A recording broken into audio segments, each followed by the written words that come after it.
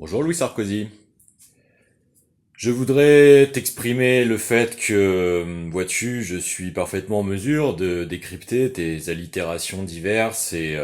subtilités métaphoriques de transposition, afin de t'initier à la cryptographie allusive, je l'espère bien plus qu'au crypto-harcèlement. Donc effectivement, j'aurais bien quelques versets à te répondre sur le fait de faire le point, concernant ta découverte des arômes subtils des agrumes.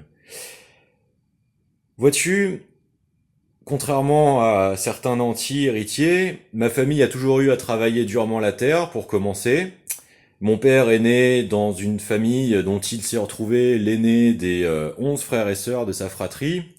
et a dû passer une partie de son enfance à devoir occuper l'extension des tâches de responsabilité qui lui incombaient afin de permettre à ses frères et sœurs de connaître un sort un peu plus favorable que le fait de devoir réitérer les tâches de subsistance liées à l'appartenance à sa terre. Et il a passé, après son service militaire imposé à l'époque,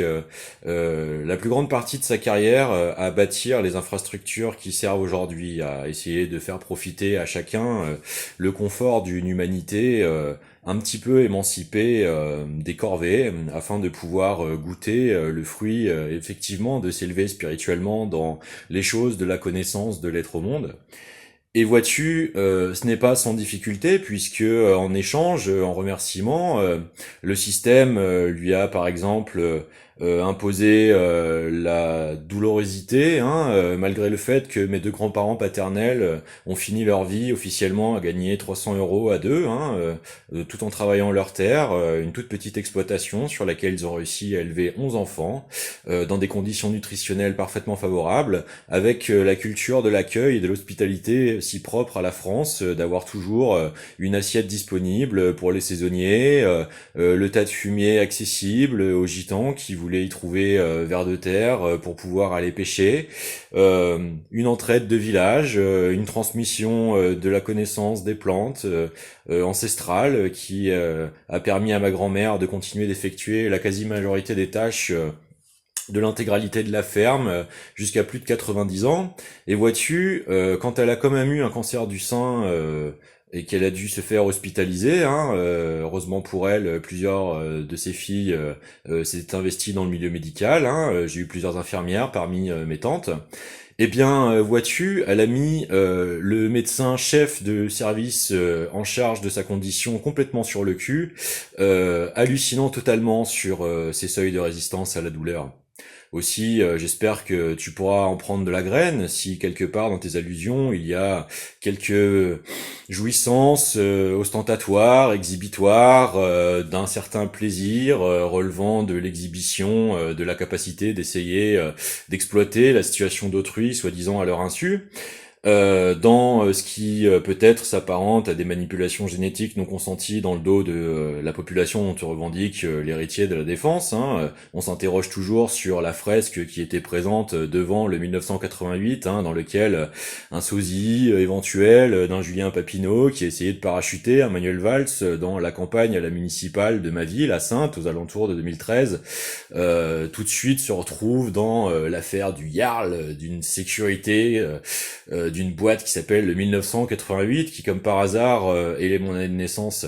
Ça en fait beaucoup des crypto-allusions pour si peu de consentement, mon cher Nicolas.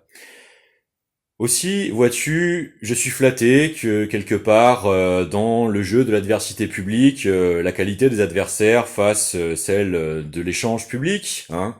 Mais je préférerais en fait que le génie collectif de l'ensemble de mes contemporains puisse être honoré en bonne et due forme sans la pratique de l'hypnose et de la capture en fait autoritaire de leur attention. Je préférais que cela se passe par des moyens plus vertueux comme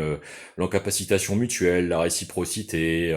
l'anticipation du fait de tenir compte de l'ensemble des paramètres psycho-affectifs d'une condition favorisant leur condition cognitive. Je pense que des phénoménologies comme le stress induit, la psycho-induction ou encore la contrainte, l'emprise, l'influence soient des choses qu'ils soient autonomement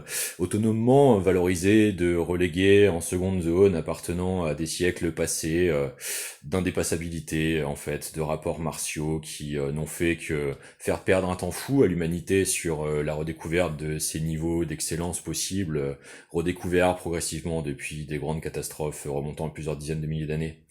Mais pour cela, il faut pouvoir sortir du faux archéologique permanent, du simulacre identitaire, de la volonté du taisage contraint, de la manipulation de la représentation du réel, permis par des évolutions technologiques plus que discutables, le fait que leur imposition systémique, superstructurelle, se passe toujours dans le dos du cheminement du processus démocratique, ce genre de choses.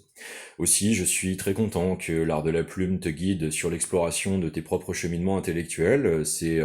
la matière grise qui, je pense, est l'or commun des millénaires à venir. C'est pour ça que l'universalisme en est le lit sublimement sacré, et sacral, et sacralisant surtout, car vois-tu, le génie collectif se conjugue pour ma part au temps présent, au participe présent même, devrais-je dire.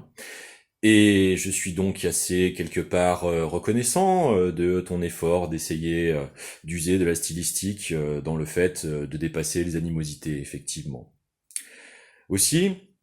je me questionne sur le rôle de l'État français dans la garantie, en fait, en tant que garant de la Constitution, lorsque l'on exerce les responsabilités du mandat du chef suprême des fonctions de la hiérarchie de notre pays. Sur la réalité en fait de l'éducation populaire nationale faite sur les garanties de souveraineté numérique, puisque tu n'es pas sans savoir que nous devons traverser une époque où la création d'alter ego numériques jusqu'à leur simulacre complet sert actuellement de tentative de chantage aux personnes physiques réelles, morales, réellement existantes. J'aimerais donc que tu commences par là. Ce serait, je pense, beaucoup plus constructif et peut-être moins insultant, en fait, à l'âme de ce pays que nous semblons partager. Je serais donc très curieux d'une réponse sincère. Bon courage, Nicolas.